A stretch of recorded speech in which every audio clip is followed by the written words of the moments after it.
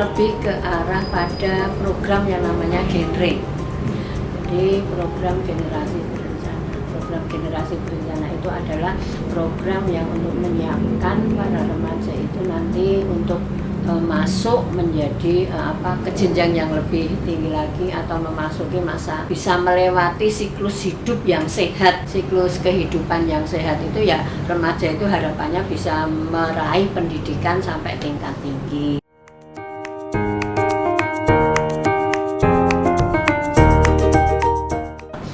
Di usia dini seperti sudah kita ketahui itu dari sisi kesehatan maupun nanti untuk masa depannya kan itu juga akan mempengaruhi semua ya siklus kehidupan bagi keluarga muda itu di masa yang akan datang.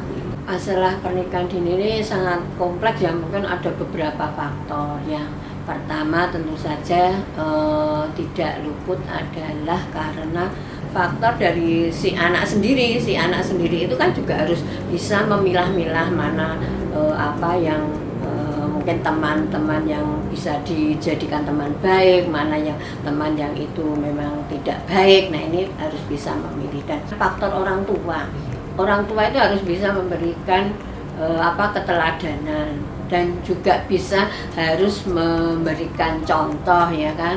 Terus di samping itu juga harus bisa memantau, jangan dibiarkan dan harus memberikan perhatian ya.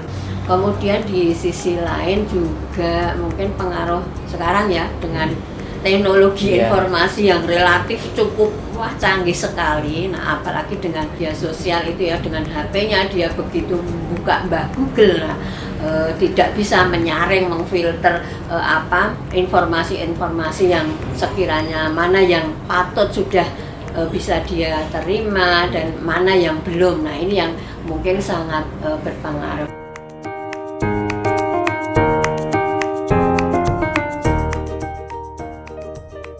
Kalau secara teori kita juga sudah tahu ya kalau pembangunan itu akan berhasil apabila memiliki sumber daya manusia yang berkualitas dibandingkan adanya sumber daya alam yang tersedia dengan melimpah. Tetapi kalau SDM-nya relatif cukup rendah kan ini tidak bisa mengolah dengan bagus. Nah ini juga tentu saja tidak bisa untuk mencapai kemakmuran satu bangsa.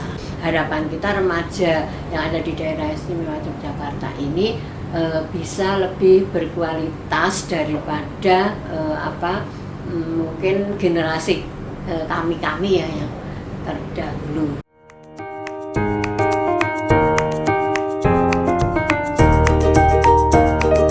Kita mengharapkan memang untuk perempuan ini kan 21 tahun ya, dengan harapan kan dilihat dari derajat kesehatan itu, karena kalau di bawah itu kan kondisi alat reproduksinya belum sempurna sehingga indikasi terjadi infeksi lebih besar. Kemudian di samping itu juga karena masih muda, kadang angka kematian ibu di ibu-ibu muda itu kan juga relatif tinggi karena banyaknya pendarahan ya, mungkin seperti itu ya, karena belum siapnya itu tadi. Kemudian kalau yang laki-laki diharapkan kan 25 tahun. Nah ini untuk usia perkawinan ini kan nanti yang banyak dirugikan kan banyaknya perempuan ya, karena mungkin kalau sudah hamil, ketahuan hamil masih sekolah nanti dikeluarkan, atau mungkin lingkungan sekolah maupun lingkungan sekitar rumah itu tidak bisa menerima. Ada kaitannya mungkin dengan kualitas SDM di masa yang akan datang lah.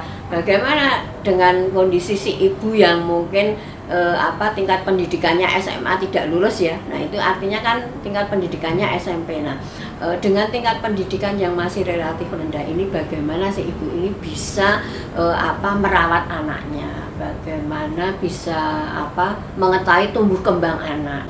Nah ini yang mungkin harus kita kampanyekan karena berkaitan dengan SDM yang akan datang kualitasnya itu.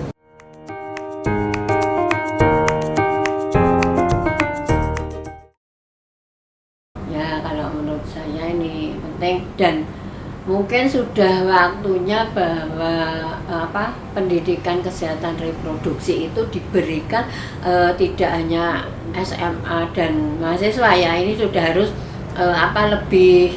kita menyasar lebih rendah lagi, mungkin sudah harus dimulai dari SD SMP. Kita persiapkan sedini mungkin pendidikan kesehatan reproduksi itu kepada anak-anak kita agar anak-anak kita ini bisa tercegahnya. Sekali lagi, pendidikan ini untuk tujuan agar anak-anak kita itu tercegah dari masalah yang tidak kita inginkan. Harapan kita mereka bisa melalui siklus kehidupannya ini sampai pendidikan tingkat tinggi ya.